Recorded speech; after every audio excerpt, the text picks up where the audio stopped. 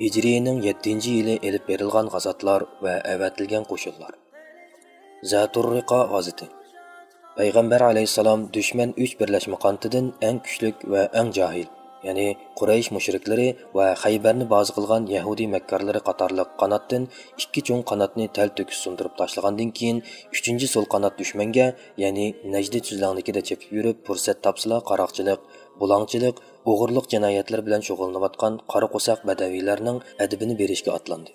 Bu badaviylar ma'lum bir kent yoki bir shaharda o'ltiraqlashmagan va yoki ma'lum bir tavallikka tava bo'lib, biror siyosiy kuch ularni idora qilmagan va yoki biror qal'a yoki sepilni makon tutib, shu joydan chiqib harakat qilmagan bo'lg'achqa, ularga zarba berish va ularning harakatini tizginlash Makkaliklar va Xaybarliklarga qaraganda ko'p qiyinga to'xtaydi. Buning uchun faqat yiroqdan to'r selib, yaqindan qarg'a elish tadbirini qo'llangandila, ondan ancha-muncha maqsadga yetkili bo'lish mumkin edi. Şoňa Rasulullah bularga qarta birde arqanni uzun qo'yib o'tish, yana birde hujum qilib adimini berish taktikasini qo'llandi.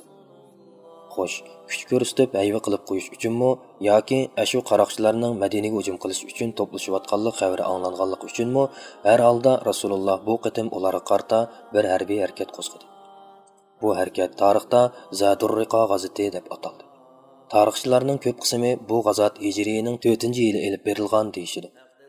Lekin Abu Musa Ash'ari va Abu Hurayra radhiyallohu anhularning bu g'azotga qatnashganligi mazkur g'azotning Xaybar g'azotidan keyin elib borilganligini ko'rsatdi. Bu g'azotning Hijriyening 7-yili Rabiul Avvalda elib berilganligi ehtimolga ko'p yaqin. G'azot haqidagi rivoyatlarning xulosasi shuki, Payg'ambar alayhissalom G'atfan qabilasidan Anmar, Bani Su'laba va Bani Muhariba aymoqlar to'plashib, o'zaro til biriktirib Madinaga qarta tama ko'zini tikayotganligini anglab, musulmonlardan 400 yoki 700 kishini tashkilladi va o'z o'rinda Madinada Abu Zarni, yana bir so'zda Osmon ibn Affonni qoldirib, ular tarafga atlandi. Rasululloh nihoyat jiddiy yo'l yurib, ularning diyoriga ichkirilib kirdi. Hatta Madinadan 2 kunlik yiroqlikdagi Naxli deb ataladigan bir joyga yetib bordi va u yerda G'atfonliklardan bir to'p kishilar bilan uchrashdi. Ammo ular bilan kelishib orada urush bo'lmadi. Shundaqdimi Rasululloh shu kunlik namozni Salatul Xavf, ya'ni urush holatida o'qiladigan tariqada o'qidi. Sahihul Buxoriyda Abu Musa Ash'ari radhiyallohu anhu dan rivoyat qilinib mundaq deyiladi: Biz Rasululloh bilan Zaturriqa g'azotiga chiqqan edik. Bu g'azotda faqat 6 kishiga bir to'ga to'g'ri keladi. Biz navbat almashib minatdik. Shundaqdimi putlarimiz qapirib, topallarimiz teshilib ketdi. Jumladan mening putimmo teshilib ketdi. Hatto tirnoqlarim tushib ketdi. Hammaylan putlarga lat tengib olgan edi. Shunga bu g'azot Riqa, ya'ni lat tengiq g'azoti deb ataldi. Mushu haqda yana Jabir radhiyallohu anhu dan rivoyat qilingan hadisda mundaq deyiladi: Zaturriqa g'azotida biz Rasululloh bilan birga edik. Safar davomida dam elishga to'g'ri kelsa, soyasi yaxshiroq daraxtni uchratsak, uni Rasulullohga qoldirib, biz boshqa soya yoki dam elish o'rni izlab tarab ketdik. Bir kuni Rasululloh bir tup daraxt tubiga tushib, qilichini ashu daraxtga esib qo'yib, orom elishga boshlagan edi. Bizmi atrofga tarab uxlab qoldik. Shu asnoda bir mushrik kelib, Rasulullohning qilichini qo'lga oldi-da, shart qilib sug'urib, Rasulullohga tanglabdi va "Mendan qo'rqamsan?" debdi. Rasululloh "Yo'q, qo'rqmayman" deb javob bergan ekan. U "Seni mendan kim to'sib qola oladi?" debdi. Rasululloh "Alloh to'sib qoladi" deb javob beribdi. Bir chaqda Rasulullohning bizni to'g'ligan ovozi anglandi. Biz kelsak, Rasulullohning oldida bir badaviy mökünib bechora holatda o'ltiribdi. Rasululloh voqeaning jarayonini so'zlab berib mundaq dedi: "Men uxlayotdim. To'satdan bu odam kelib, qilichimni qinidan sug'urgandek qildi. Uyg'unib qarasam, u beshimda qilichimni yalang'och tutib turibdi. U mendan "Seni kim qutqizib qola oladi?" degan edi. Men "Alloh qutqizib qoladi" dedim. "Mana bu hozir o'ltiryotidi" dedi. Ondan uningga boshqa gap so'z qilmadi. Yana bir rivoyatda shuning bilan namozga takbir o'qildi. Rasululloh g'azotchilarni 2 bo'lakka bo'lib, bir bo'lak bilan 2 rakat namoz o'qidi. Ular keyiniga chekinib harbiy holatga o'tib edi. Yana bir bo'lak kelib Rasululloh bilan 2 rakat namoz o'qidi. Natijada Rasulullohning namozi 4 rakat, jamoatchilikning 2 rakatdan bo'lib tamomlandi. Abu Avananing rivoyatida Rasululloh yilqi gapni qilgandan keyin u badaviyning qo'li titrab qilich yerga tushib ketgan. Shuning bilan qilichni Rasululloh elib, "Endi seni mendan kim to'sib qola oladi?" deganda u "Menga yaxshilik qilsang" deb yolvorgan. Rasululloh shahodat aytib musulmon bo'lamsan degan. Badaviy, "Men sana qarshi urush qilmaslikqa va urush qilganlarga yordam qilmaslikqa ahd bersam" deb turib olgan. Shuning bilan Rasululloh uni o'z yo'liga qo'yib o'tgan. U o'z xalqining oldiga berib, "Men eng yaxshi odamning huzuridan keldim" deb Rasulullohning yaxshi tarafini qilgan. İmam Buxoriyning Musaddaddan u Abu Avanadan u Abu Bishriydan rivoyat qilgan hadisida u Badaviyning ismi G'avras ibn Haris ekan. İbn Hijri mush qissada bu odamning ismi Do'sur edi. U musulmon bo'lgan degan. Lekin uning gapidan qaraganda bu ikkisi ikki ishda qiladi. To'g'risini Alloh o'zi biladi. Musulmonlar mushu g'azotdan qaytish yo'lida mushriklar tarafdan bir ayolni asir elib kelgan edi. Uning eri qasam ichib, Muhammadning qo'shinida qon to'kmaydigan bo'lsam deganni o'ziga nazar qilib, kechalab kelib musulmonlarni marab mo'kinib yetibdi. Payg'ambar alayhissalom musulmonlardan ikki kishini kuzatchilikka qo'yib, dushmanning ushtumtut avorchilik tug'dirishidan mudofaalangan edi. Kuzatchilar Abbad ibn Bishir va Ammar ibn Yasirlar bo'lib, Ammar uxlagan ekan. Abbad namoz o'qiyotgan ekan. Yeliqi kishi Abbadga o'q uzibdi. Abbad namozini buzmay, u atgan o'qni tenidan sug'urib o'tib, namozini davomlashtiraveribdi. Yeliqi odam orqa-orqadan 3 pay o'q uzgan ekan, Abbad oxiri salom berib namozdan chiqibdi-da, Ammarni uyg'otibdi. Ammar ahvolni o'qib, "Subhanalloh, nemishqa meni uyg'otmaysan?" degan ekan. Abbad, "Men bir so'rini boshlagan edim, uni oxirlashtirmay turib namozdan qaytishni ravo ko'rmadim" deb javob berdi. Xo'sh, bu g'azotning ashu qarqursoq qaroqchi badaviylarning dillariga vahim selib, ularni hayva bilan jimiqtirishda zo'r ahamiyati bo'ldi. Alayli, mushu g'azotdan keyingi harbiy harakatlarning tafsilotiga nazar soladigan bo'lsak, G'atfonlik mazkur qabilalar shuningdan e'tiboran g'ayri harakatda bo'lmaganligini, balki kundan kunga bosh egib al bo'lib, oxiri musulmon bo'lganligini, hatto texi ashu qabilalarning bir qanchasi Rasululloh bilan birga Makkani ishg'ol qilish jangiga qatnashganligini va Hunayn jang maydonlarida xizmat ko'rsatib, o'lja g'animatlarga erishganligini va yana ularning yurtlariga sadiqa yiquvchi va zakot yiquvchilarni avatib, jamiyatning islom shariatining nizomi bo'yicha idora qilinganligini ko'ramiz. Mana mushundaq qilib, Ahzab urushi mezgilida musulmonlarning ko'z oldida devaylab turgan dushmanning 3 cho'ng qantining uchilisini sundirish ishi bir-birlab nihoyat g'albilik oldi tamomlandi. Atrofi olam tinchib, muqimlik va tinchlik hukm surdi. Shuningdan keyin musulmonlar ba'zi qabila va aymoqlar ayrim joylarda paydo qilgan g'ayri hodisa va yuchuqlarni hech qancha kuchmayli etib tashladi. Balki texi bu g'azotdan keyin har qaysi ellarga va atrofdagi mamlakatlarga tegish qilish uchun asos yaratildi. Chunki davlat ichi sharoiti islom dinining va musulmonlarning manfaatiga qarab taraqqiy qilyotdi. Bu g'azotdan qaytib kelib, Rasululloh shu yili Shavvol oyiga qadar Madinada turib, bir qancha qo'shinni tashkillab, zarur bo'lgan joylarga avatdi. Tövendikisi shuningga oid ahvollar putilgan qurlardir.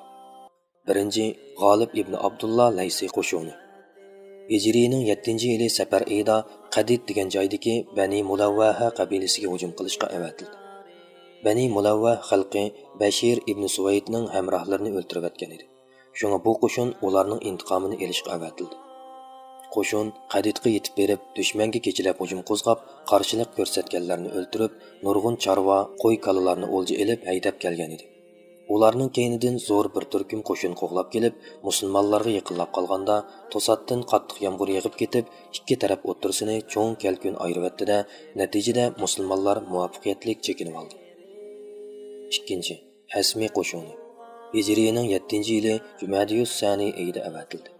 Uning tafsiloti podshohlarga maktub yo'llash haqidagi bayonlarda zikr qilindi. 3. Umar ibn Xattob qo'shini. Hijrining 7-yili Sha'ban oyida Turba degan joyga avatildi. Umar 30 kishi bilan kechasi yo'l yurib, kunduzi yo'shirinib mengib, oxiri Havazinga yetib bordi. Havazin aholisi ahvoldan allburun xabar topgan bo'lib, ular Umar yetib borganda yurt mahallarini tashlab qochib ketgan edi. Shunga Umar ularning manziliga yetib berib, birmi odamni uchirtolmay Madinaga qarab yo'l oldi. 4. Bishri ibn Sa'ad Ansari qo'shini. Hijrining 7-yili Sha'ban oyida Fadak tavallikidagi Bani Murra aymog'iga tegish qilish uchun 30 odam bilan avatildi. U nishonga yetib berib, dushmanning nurg'un qo'y tuga chorvalarini haydab mangdi. Kech kirganda dushman qo'g'lab kelib, ularni o'q tutib ikki taraf qattiq elishdi. Oxiri Bishri va uning hamrohlarining o'q tugab ketganlikdan Bishridan boshqa hammasi o'ldirildi. Faqat 5 yil hayot qolgan bo'lib, tasdiqda Fadakka o'zini elib oldi va jarohatdan saqayganga qadar shu yerda bir yahudiyning uyida turib, keyin qaytib keldi. 5. G'olib ibn Abdullah Laysi qo'shini. Hijriyaning 7-yili Ramazon oyida Mayfi'a degan joydagi Bani Avval va Bani Su'laba qabilalariga ikkinchi bir so'zda Jahfiyning Harqot degan yeriga tegish qilish uchun 130 odam bilan avatildi. Qo'shin nishonga yetib berib, dushmanga ushtin tut hujum qo'zg'ab, uchirg'anli dushmanni o'ldirib, nurg'un qo'y-kala chorvalarni g'animat elib haydab keldi. Mushu qitimqi harakatda Usama ibn Zayd dushman tarafdan Nahik ibn Mirsatni u la ilaha illalloh deb tursin o'ldirib qo'ygan edi. Payg'ambar alayhisalom bundan xabar tepib, qattiq koyidi va uning dilini yerib, so'zining rost yolg'onligini aniqlab boqqanmiding deb ochiqladi. 6. Abdullah ibn Ravaha qo'shini. Mushu yili Shavvol oyida 30 otliq qo'shin bilan Xaybarga avatildi. Sababi Asr yoki Bashir ibn Zarim degan kishi g'atfonliklarni ostirdan tushkurtib, musulmonlar qarshi to'plaganligi ma'lum bo'ldi. Qo'shin Xaybarga yetib berib, Bashirga Rasululloh seni Xaybarga vali qilib tayinlashi mumkin deb huquq tamasiga silib, uning odamlaridan 30 kishi bilan uni Xaybardan elib chiqdi. Ular Qarqatun Nayyor degan yerga kelganda ikki taraf orasiga g'ayri gumon paydo bo'lib qolib, Bashir va uning hamrohlarining o'ldirilishi kelib chiqdi. 7. Bashir ibn Sa'ad Ansari qo'shini. Hijriyaning 7-yili Shavvol oyida Yumni va Jubar g'atfonliklarning yana bir so'zida Hazora va Uzda qabilalarining zimini degan joyga Madinaga hujum qilish uchun to'plangan bir to'p qaroqchilarning adabini berish uchun 30 kishi bilan avatildi. Ular kunduzi yo'shirinib, kechasi yo'l yurib, nishonga yaqinlab borganda ularga Bashirning harakati sezilib qolib, Badar tikib etishdi. Bashir nurg'un qo'y tuga chorvalarni o'lja elib, 2 odamni asir elib qaytib keldi. 2 asir Rasulullohning oldiga kelgandan keyin musulmon bo'ldi. 8. Abi Hadradil Aslami qo'shini. Mushu yili ma'lum bir oyda G'aba degan joyga avatildi. Vaqaning jarayoni shuki, Jasham ibn Muaviya jamoatidan bir kishi G'aba degan joyga bir turkum sayoq qochqinlarni boshlab kelib, Qays qabilasini musulmonlar qarshi to'playotganligi anglandi. Shunga Rasululloh Abu Hadrat Aslamini 2 kishi bilan u yerga avatdi. Abu Hadrat nihoyat dona bir harbiy taktikalarni ishlatib, dushmanga qaqshatqich zarbalarni berdi va ularni yengib, nurg'un qo'y kalalarni g'animat elib qaytib keldi. Hudaybiya umrasining qazosi. Imom Hakim mundaq deydi: Hadis rivoyatlarining xulosasi birdak shuni ko'rsatdiki, shu yili, ya'ni Hijriyaning 7-yili Zulqa'da kirib keluvdi, Rasululloh sahoba kiromlarni oldingi yili haj umrining qazosini qilishga buyurdi va Hudaybiyaga qatnashgan har qanday odam qolib qolmaslikni topildi. Shunga sahobalardan hozirga qadar shahid bo'lib ketganlardan boshqa hammasi otlandi. Shuningdek, yana umr qilg'usi borlarmi birga chiqdi. Natijada musulmonlarning soni ayollar va bolalarni elvatganda 2000 ga yetdi. Madinada o'z o'rniga Uvayf ibn Abarahim G'affarini qoldirdi. Qurbonlik uchun 60 tugi elib oldi. Onunğa Naciba ibn Jundub Aslamini mas'ul qildi. Va Zulhulayfiga chiqibla umriga ihrom bog'lab, labbayga aytib takbir sadosini yangratdi. Musulmonlarning jarangliq ham mo'ngluq takbir ovozi keng jahonni larziga solatdi. Rasululloh Quraysh kofirlarining ahdiga xiyonat qilib, suiqasd planlashidan ansirab, qurol yaroq va jang aslahalarini to'liq elib olgan edi. Ya'jiz degan yerga borganda qalqon, dubulg'a, o'qya, nayza qatorliq jang aslahalarini qoldirib, uningga Aws ibn Xavli Ansarini mas'ul qilib 200 odam bilan qoldirdi.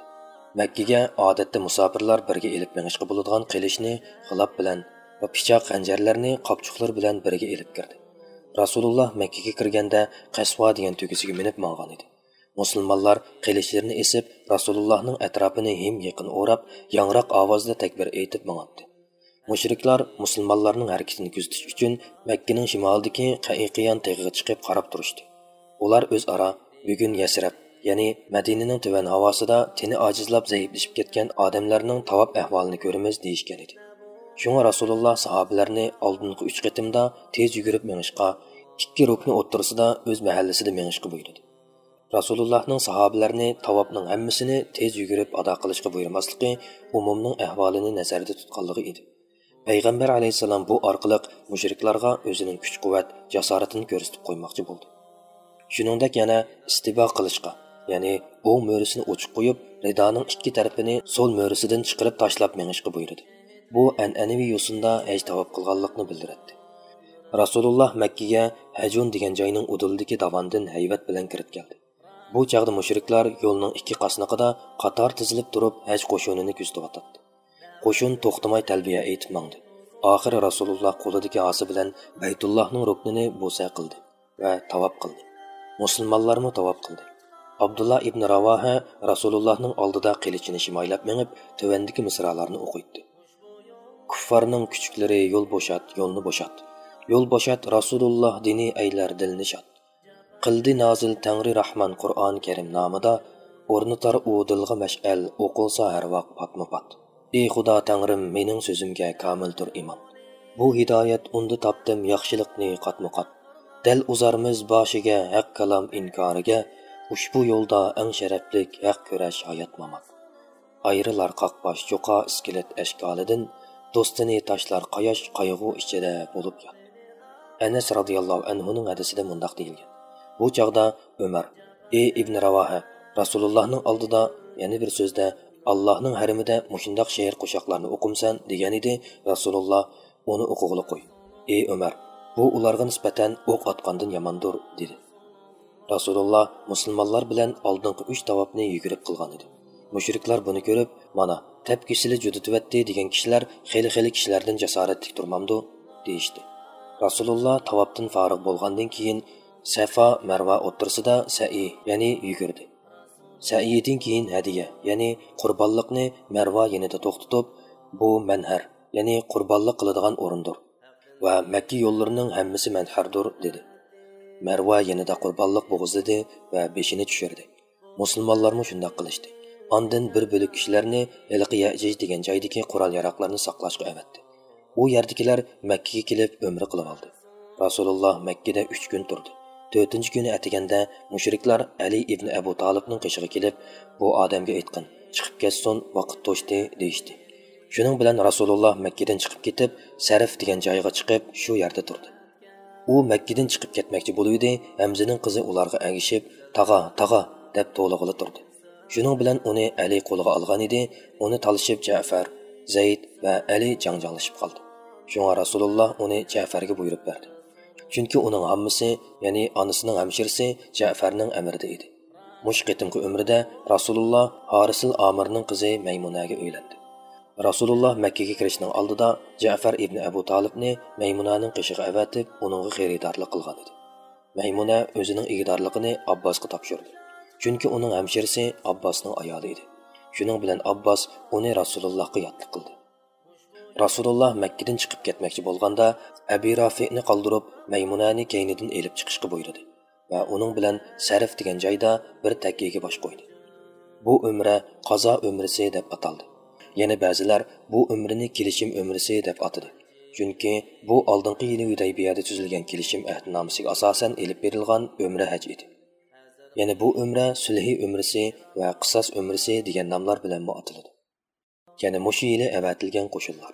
1. Ibn Abil Avja qo'shini. Rasululloh Hijriyaning 7-yili Zulhajjida 50 odam bilan Bani Sulaym xalqini islomga chaqirish uchun avatgan edi. Ular sizlarning dininglarga hojatimiz yo'q deb qo'shin bilan qattiq urushdi. Bu urushda qo'shin boshlig'i Abul Avja yaralandi. Ulardan 2 odam asir olindi. 2. G'olib ibn Abdullah qo'shini. Hijriyaning 8-yili Safar oyida 200 odam bilan Fadakdagi oldingi yili Bishri ibn Sa'ad qo'shini baxtsizlik uchragan joyga avatildi. Qo'shin ulardan bir qancha odamni o'ldirdi va nurg'un chorvalarni g'animat elib qaytdi. 3. Zoti Atlah qo'shini. Hijriyaning 8-yili Rabiul Avvalda Bani Quzoa xalqi musulmonlarga hujum qilish uchun qo'shin to'playotganligi anglandi. Shunga Rasululloh ularga Ka'b ibn Umayrni 15 odam bilan avatdi. Qo'shin dushman bilan uchrashib, ularni islomga chaqirgan edi. Ular islomga ovoz qo'shmayli qolmay, balki o'q etib qo'shin a'zolarini butunlay shahid qilibdi. Faqat birlik kishi o'liklar orasida hayot qoldi. 4. Zoti irqiy qo'shini. Hijriyaning 8-yili Rabiul Avvalda Bani Havazin xalqiga qo'shin avatildi. Bani Havazin xalqi dushman kuchlarga izchil yordam va madad berib kelgan edi. Shunga Rasululloh Shuja ibn Vahab Asadini 25 odam bilan ularga hujum qilishga avatdi. qo'shin dushmanning nurg'un chorva mollarini g'animat oldi va hech qanday qarshilikqa uchirmadi. Da'vat yo'li to'silganda kafirlarga qilich bilan urush ochgan Rasululloh. Ushbu yo'lda qini aqan tuproqlarga japa chekkan bu din uchun Rasululloh.